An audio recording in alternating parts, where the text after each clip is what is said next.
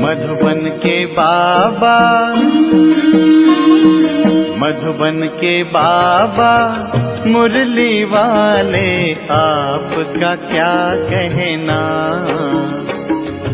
आपका क्या कहना। ओम शांति। आज 17 अप्रैल 2022 के अव्यक्त महावाक्य हैं, जिनकी ओरिजिनल डेट है 25 मार्च 1990। आज की अव्यक्त मुरली का सार है, सर्व अनुभूतियों की प्राप्ति का आधार पवित्रता।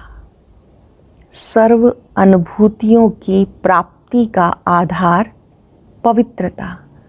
आज स्नेह के सागर बाप दादा अपने चारों ओर के रूहानी बच्चों के रूहानी फीचर्स देख रहे हैं। हर एक ब्राह्मण बच्चे के फीचर्स में रूहानियत है, लेकिन नंबरवार है, क्योंकि रूहानियत का आधार पवित्रता है। संकल्प, बोल और कर्म में पवित्रता की जितनी जितनी धारणा है, उसी प्रमाण रूहानियत की झलक सूरत में दिखाई देती है। अंडरलाइन करेंगे बाबा की बात और अपने आप को चेक करेंगे। संकल्प, बोल और कर्म में पवित्रता की जितनी जितनी धारणा है, उसी प्रमाण रूहानियत की झलक सूरत में दिखाई देती है। ब्राह्मण जीवन की चमक पवित्रता है। निरंतर अतीन्द्रिय सुख और स्वीट साइलेंस का विशेष आधार पवित्रता है। पवित्रता नंबरवार है, तो इन अनुभूतियों की भी प्राप्ति का भी नंबरवार अनुभव है। पवित्रता नंबरवार है तो प्राप्ति भी नंबरवार है। अगर पवित्रता नंबर 1 है तो बाप द्वारा अनुभूतियों की प्राप्ति भी नंबर 1 है। पवित्रता की चमक स्वतः ही निरंतर चेहरे पे दिखाई देती है। पवित्रता की रूहानियत के नैन सदा ही निर्मल दिखाई देंगे। सदा नैनों में रूहानी आत्मा और रूहानी बाप की झलक अनुभव होगी। आज बाप दादा सब बच्चों की विशेष ये चमक और झलक देख रहे हैं। आप भी अपने रूहानी पवित्रता के फीचर्स को नॉलेज के दर्पण में देख सकते हो, क्योंकि विशेष आधार पवित्रता है। पवित्रता सिर्फ ब्रह्मचर्य को नहीं कहा जाता, लेकिन सदा ब्रह्मचारी और ब्रह्मा आचारी, अर्थात ब्रह्मा बाप के आचरण पर हर कदम पर चलने वाले। उसका संकल्प, बोल और कर्म रूपी कदम नेचुरल ब्रह्मा बाप के कदम पर कदम होगा, जिसको आप फुट स्टेप कहते हो। उनके हर कदम में ब्रह्मा बाप का आचरण दिखाई देगा।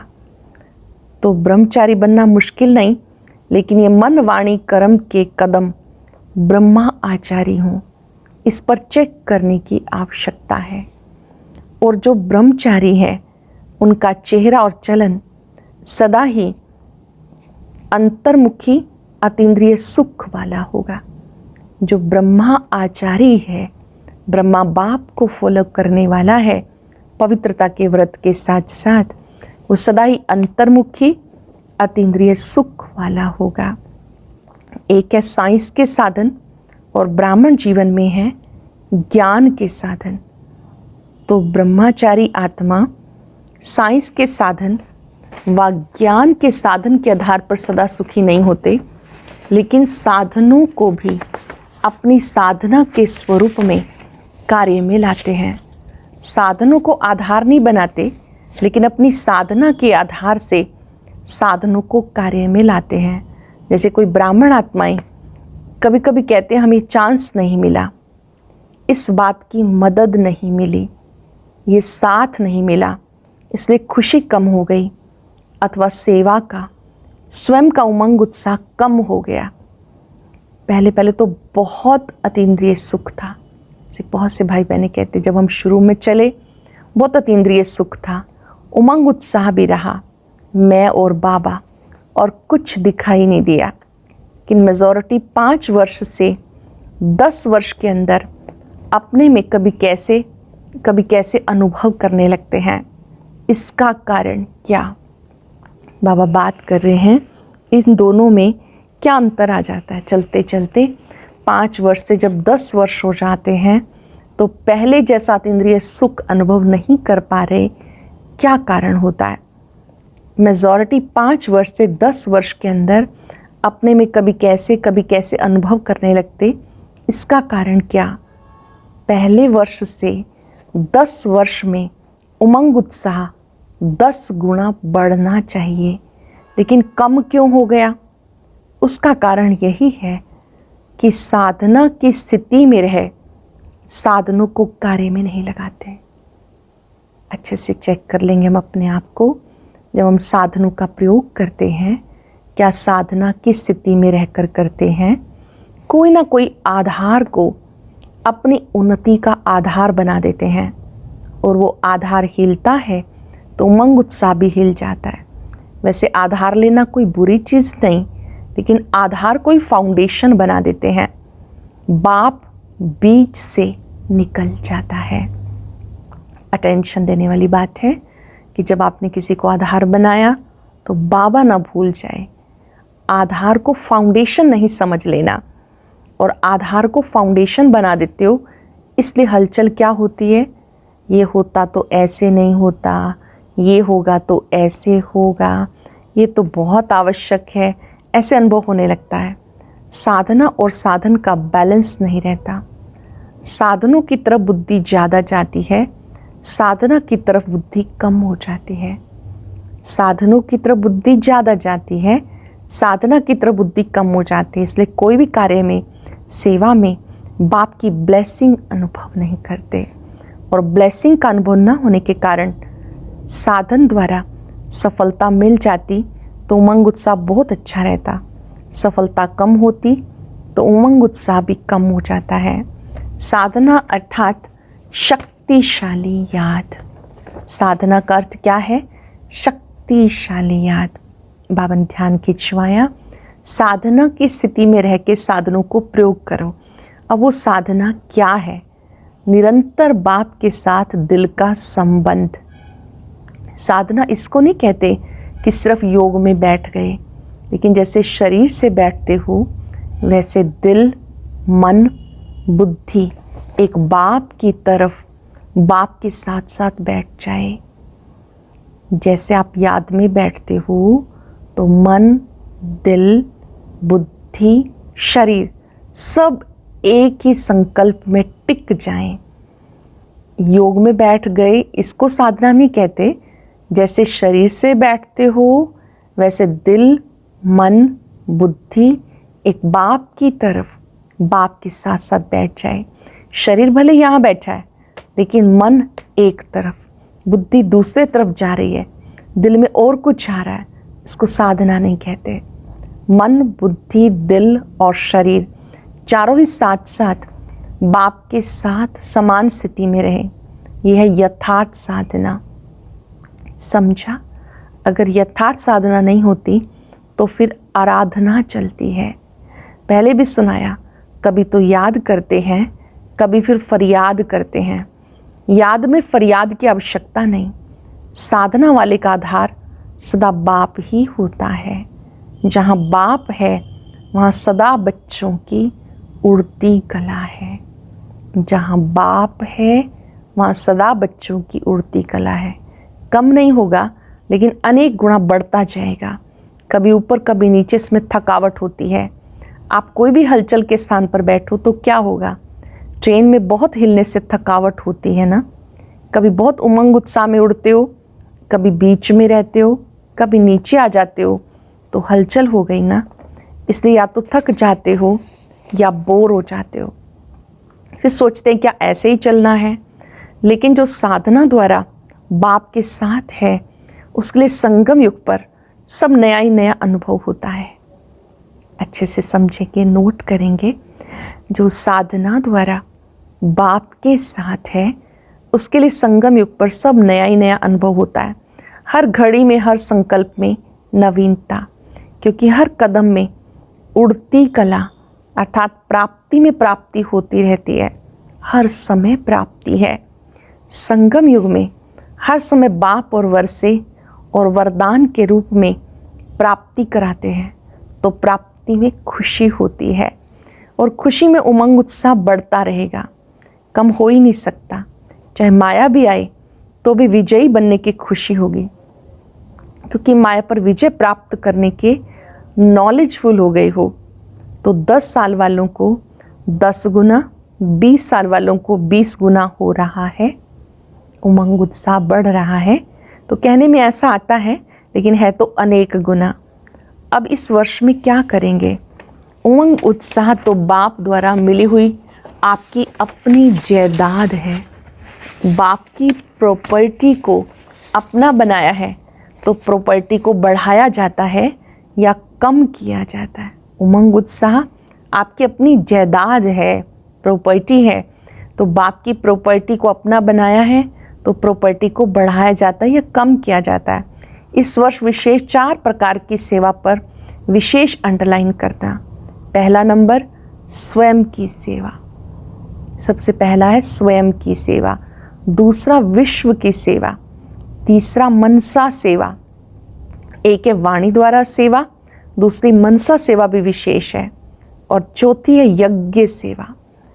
जहाँ भी हो, जिस भी स्थान पर हो, वह सब सेवा स्थान यज्ञ कुंड है। ऐसे नहीं कि सिर्फ मधुबन यज्ञ है और आपके स्थान यज्ञ नहीं है। तो यज्ञ सेवा अर्थात कर्मणा द्वारा कुछ ना कुछ सेवा जरूर करनी चाहिए। यज्ञ सेवा अर्थात कर्मणा सेवा, हाथों से सेवा, कुछ ना कुछ यज्ञ की ज़रूर करनी चाहिए। बाप दादा के पास सेवा के 3 प्रकार के खाते सबके जमा होते हैं। मनसा वाचा कर्मणा, तन मन और धन। कई ब्राह्मण सोचते हैं हम तो धन से सहयोगी नहीं बन सकते, सेवा नहीं कर सकते, क्योंकि हम तो समर्पित हैं, धन कमाते ही नहीं, तो धन से सेवा कैसे करेंगे? जो यज्ञ में समर्पित आत्माएं हैं वो धन से सेवा कैसे करेंगे? ऐसे बहुतों के मन में प्रश्न आता है। तो बाबा ने इसका जवाब दिया, समर्पित आत्मा अगर यज्ञ के कार्य में इकोनॉमी करती है अपने अटेंशन से, तो जैसे धन की इकोनॉमी की, वह इकोनॉमी वाला धन अपने नाम से जमा होता है। कोई भी कार्य को आपने सोच समझ के किया, विचार करके किया, अधिक खर्च होने वाला था लेकिन आपने बचाया वहाँ पर, तो ऐसा जो करते हैं, तो ऐसे जो समर्पित आत्माएं इकोनॉमी से चलती हैं, बचत की तरीके से चलती हैं, तो उनका जमा हो जाता है। ये सूक्ष्म खाता है। अगर कोई नुकसान करता है तो खाते में बोझ जमा हो जाता है, और इकोनॉमी करते हैं तो उसका धन के खाते में जमा हो जाता है। यज्ञ का एक एक कणा मोहर के समान है। अगर यज्ञ की दिल से, दिखावे से नहीं, इकोनॉमी करते हैं तो उसकी मोहरें इकट्ठी होती रहती हैं। दूसरी बात, अगर समर्पित आत्मा सेवा द्वारा दूसरों के धन को सफल कराती है तो उसमें भी उनका शेयर जमा होता है। इसलिए सभी का 3 प्रकार का खाता है। तीनों खाते की परसेंटेज अच्छी होनी चाहिए। कई समझते हैं हम तो वाचा सेवा में बहुत बिजी रहते हैं, हमारी ड्यूटी ही वाचा की है। मनसा और कर्मणा में परसेंटेज कम होती है, लेकिन ये भी बहाना चलेगा नहीं। वाणी के समय अगर मनसा और वाचा की इकट्ठी सेवा करो तो रिजल्ट क्या होगी? मनसा और वाचा इकट्ठी सेवा हो सकती है, लेकिन वाचा सेवा सहज है, मनसा में अटेंशन देने की बात है। इसलिए वाचा का तो जमा हो जाता, लेकिन मनसा का खाता खाली रह जाता। और वाचा में तो बाप से भी ज़्यादा होशियार हो। देखो आजकल बड़ी दादियों से अच्छे भाषण छोटे छोटे करते हैं, क्योंकि न्यू ब्लड है ना, भले आगे जाओ, बाप दादा खुश होते हैं, लेकिन मनसा का खाता खाली ना रह जाए, क्योंकि हर खाते की 100 मार्क्स हैं। सिर्फ स्थूल सेवा को कर्मणा सेवा नहीं कहते। कर्मणा अर्थात संगठन में संबंध संपर्क में आना, ये कर्म के खाते में जमा हो जाता है। तो कईयों के तीनों खाते में बहुत फ़र्क है, और वे खुश होते रहते हैं कि हम बहुत सेवा कर रहे हैं, बहुत अच्छे हैं। खुश भले रहो, लेकिन खाता खाली भी नहीं रहना चाहिए, क्योंकि बाप दादा तो बच्चों के स्नेही है ना। फिर ऐसा उलाहना नहीं देना कि हमें इशारा भी नहीं दिया कि ये भी होता है। उस समय बाप दादा ये पॉइंट याद कराएगा, टीवी में चित्र सामने आ जाएगा। इसलिए इस वर्ष सेवा भले बहुत करो, लेकिन ये तीनों प्रकार के खाते और 4 प्रकार की सेवा साथ साथ करो। तीनों खाते भी चेक करो, 4 प्रकार की सेवा भी करो। वाचा का तरफ भारी हो जाए और मनसा तथा कर्मणा हल्का हो जाए तो क्या होगा? बैलेंस नहीं रहेगा ना। बैलेंस न रहने के कारण उमंग उत्साह भी नीचे ऊपर होता रहता है। एक तो अटेंशन रखना, लेकिन बाप दादा बार बार कहते अटेंशन को टेंशन में नहीं बदलना। ध्यान देंगे बाबा की इस बात पर, टेंशन की बजाय अटेंशन रखना। कईयों को पुरुषार्थ का भी टेंशन हो जाता है, कई बार अटेंशन को टेंशन बना देते, ये नहीं करना। सहज और नेचुरल अटेंशन रहे। डबल लाइट स्थिति में नेचुरल अटेंशन होता ही है। अच्छा, सदा अपने चलन और चेहरे में पवित्रता के रूहानियत की चमक वाले, सदा हर कदम में ब्रह्मा आचार्य आत्माएं, सदा अपने सेवा के सर्व खातों को भरपूर रखने वाले, सदा दिल से अपनी उन्नति का दृढ़ संकल्प करने वाले, सदा स्वोन्नति प्रति स्वयं को नंबर 1 आत्मा निमित्त बनाने वाले, ऐसे बाप के प्यारे, विशेष ब्रह्मा माँ के प्यारे, आज माँ का दिन मनाया है तो ब्रह्मा माँ के राज दुलारे बच्चों को ब्रह्मा माँ की विशेष बाप की भी दिल से याद प्यार और नमस्ते। रूहानी बच्चों की रूहानी बाप दादा को नमस्ते, गुड मॉर्निंग, शुक्रिया। मधुबन निवासियों से, मधुबन निवासियों को अच्छे और गोल्डन चांस मिलते हैं, इसलिए ड्रामानुसार उन्हें बार बार गोल्डन चांस मिलते हैं।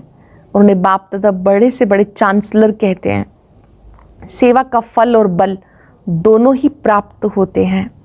बल भी मिल रहा है, वो बल सेवा कर रहा है, और फल सदा शक्तिशाली बनाए आगे बढ़ा रहा है। सबसे ज़्यादा मुरलियाँ कौन सुनता है? मधुबन वाले। वो तो गिनती से मुरलियाँ सुनते हैं, आप सदा ही मुरलियाँ सुनते रहते हो। सुनने में भी नंबर 1 हो और करने में भी 1 नंबर हो या कभी 2 हो जाता है। जो समीप होते हैं उन पर विशेष हुज्जत होती है। तो बाप दादा की भी विशेष हुज्जत है, करना ही है और नंबर 1 करना है। किसी में भी नंबर पीछे नहीं, सब जमा के खाते नंबर 1 फुल होने चाहिए। एक भी खाता जरा भी खाली नहीं होना चाहिए। जैसे मधुबन में सर्व प्राप्तियाँ, चाहे आत्मिक चाहे शारीरिक, सब नंबर 1 मिलती हैं, ऐसे करने में भी सदा नंबर 1 की निशानी है हर बात में विन करना। अगर विन है, विजयी हैं, तो 1 जरूर है। विन कभी कभी है तो नंबर 1 नहीं। अच्छा, सेवा की मुबारक, सेवा के सर्टिफिकेट तो बहुत मिले, और कौन से सर्टिफिकेट लेने हैं? कौन कौन से लेने हैं? एक अपने पुरुषार्थ में दिल पसंद हो, दूसरा प्रभु पसंद हो, तीसरा परिवार पसंद हो। अपने पुरुषार्थ में पसंद हो, दूसरा प्रभु पसंद, परिवार पसंद, ये तीनों सर्टिफिकेट हर एक को लेने हैं। ऐसे नहीं कि एक सर्टिफिकेट हो दिल पसंद का, दूसरा ना हो, तीनों ही चाहिए। तो बाप के पसंद कौन है? जो बाबा ने कहा और किया, यह है प्रभु पसंद का सर्टिफिकेट। और अपने पसंद अर्थात जो आपकी दिल है वही बाप की दिल हो। अपने हद के दिल पसंद नहीं, बाप की दिल सो मेरी दिल। जो बाप की दिल पसंद वही मेरी दिल पसंद, इसको कहते दिल पसंद का सर्टिफिकेट। और परिवार की संतुष्टता का सर्टिफिकेट। तो ये तीनों सर्टिफिकेट लिए हैं। सर्टिफिकेट जो मिलता है उसमें वेरीफाई भी होता है, बड़ों से वेरीफाई भी करना पड़े। बाप तो जल्दी राजी हो जाते, लेकिन यहाँ सबको राज़ी करना है, तो जो साथ रहते हैं उनसे सर्टिफिकेट को वेरीफाई करना पड़े। बाप तो ज़्यादा रहमदिल है ना, तो हाँ जी कह देंगे। अच्छा, सबके डिपार्टमेंट निर्विघ्न है, स्वयं भी निर्विघ्न हो। सेवा की खुशबू तो विश्व में भी है, तो सूक्ष्म वतन तक भी है। अभी सिर्फ इन तीनों सर्टिफिकेट को वेरीफाई करना। अच्छा, भारतवासियों से ऐसा अनुभव होता है, सुखदाता बाप के साथ सुखी बच्चे बन गए। ये अनुभव होता है, हम सुखदाता के साथ सुखी बन गए। बाप सुखदाता है तो बच्चे सुख स्वरूप होंगे ना। कभी दुख की लहर आती है, सुखदाता के बच्चों के पास दुख आ नहीं सकता, क्योंकि सुखदाता बाप का खजाना अपना खजाना हो गया। सुख अपनी प्रॉपर्टी हो गई। सुख, शांति, शक्ति, खुशी आपका खजाना है। सुख, शांति, शक्ति, खुशी आपका खजाना है। बाप का खजाना तो आपका खजाना हो गया। बालक सो मालिक हो ना। अच्छा, भारत भी कम नहीं, हर ग्रुप में पहुंच जाते हैं। बाप भी खुश होते हैं। 5-4 वर्ष खोए हुए फिर मिल जाएं तो कितनी खुशी होगी। अगर कोई 10-12 वर्ष का खोया हुआ भी फिर से मिलता है तो कितनी खुशी होती है। और ये 5-4 वर्ष बाप और बच्चे अलग हो गए, फिर से मिले हैं, इसलिए बहुत खुशी है। सबसे ज़्यादा खुशी किसके पास है? सबके पास है, क्योंकि ये खुशी का खजाना इतना बड़ा है, जो कितना भी लेवे, जितना भी लेवे, अखुट है। इसलिए हर एक अधिकारी आत्मा है। ऐसे है ना। संगम युग को कौन सा युग कहते हैं? संगम युग खुशी का युग है। खजाने ही खजाने हैं। जितने खजाने चाहो उतना भर सकते हो। धनवान भव, सर्व खजाने भव का वरदान मिला हुआ है। सर्व खजानों का वरदान प्राप्त है। ब्राह्मण जीवन में खुशियाँ ही खुशियाँ हैं। ये खुशी कभी गायब हो नहीं सकती। माया चोरी तो नहीं करती खजानों की। जो सावधान होशियार होता है उसका खजाना कभी कोई लूट नहीं सकता। जो थोड़ा सा अलबेला होता है उसका खजाना लूट लेते हैं। आप तो सावधान हो ना, या कभी कभी सो जाते हो? कोई सो जाते हैं तो चोरी हो जाती है, अलबेले हो गए। सदा होशियार, सदा जागती ज्योत रहें तो माया की हिम्मत नहीं जो खजाना लूट कर ले जाए। सदा जागती ज्योत रहें, होशियार रहें, माया की हिम्मत नहीं जो लूट कर ले जाए। अच्छा, जहाँ से भी आयो सब पद्मा पदम भाग्यवान हो। ये गीत गाते रहो, सब कुछ मिल गया। कौन सा गीत गाना है? सब कुछ मिल गया। 21 जन्मों के लिए गारंटी है कि खजाने साथ रहेंगे। इतनी बड़ी गारंटी कोई दे नहीं सकता। तो एक गारंटी कार्ड ले लिया ना। ये गारंटी कार्ड कोई रिवाजी आत्मा देने वाली नहीं है, दाता है। इसलिए कोई डर नहीं, कोई शक नहीं। ये गारंटी कार्ड भी कौन दे रहा है? स्वयं जो दाता है। कोई रिवाजी आत्मा नहीं दे रही, इसलिए कोई डर नहीं, कोई शक नहीं। अच्छा, आज का वरदान फॉलो फादर करते हुए सपूत बन, हर कर्म में सबूत देने वाले, सफलता स्वरूप भव। फॉलो फादर करते हुए सपूत बन, हर कर्म में सबूत देने वाले, सफलता स्वरूप भव। जो फॉलो फादर करने वाले बच्चे हैं वही समान है, क्योंकि जो बाप के कदम वो आपके कदम। बाप दादा सपूत उन्हें कहता जो हर कर्म में सबूत दे। सपूत अर्थात सदा बाप की श्रीमत का हाथ साथ अनुभव करने वाले। जहाँ बाप की श्रीमत व वरदान का हाथ है वहाँ सफलता है।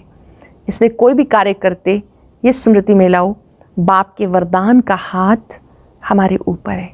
जब कोई कार्य करते हैं तो स्मृति में लाओ, अच्छा विजन बनाओ, बाप के वरदान का हाथ सदा मेरे सिर पर है। श्लोक ने हीरे तुल्य ऊंची स्थिति में स्थित होकर किए गए कर्म ही मूल्यवान कर्म है। हीरे तुल्य ऊंची स्थिति में स्थित होकर किए गए कर्म ही मूल्यवान कर्म है। ओम शांति।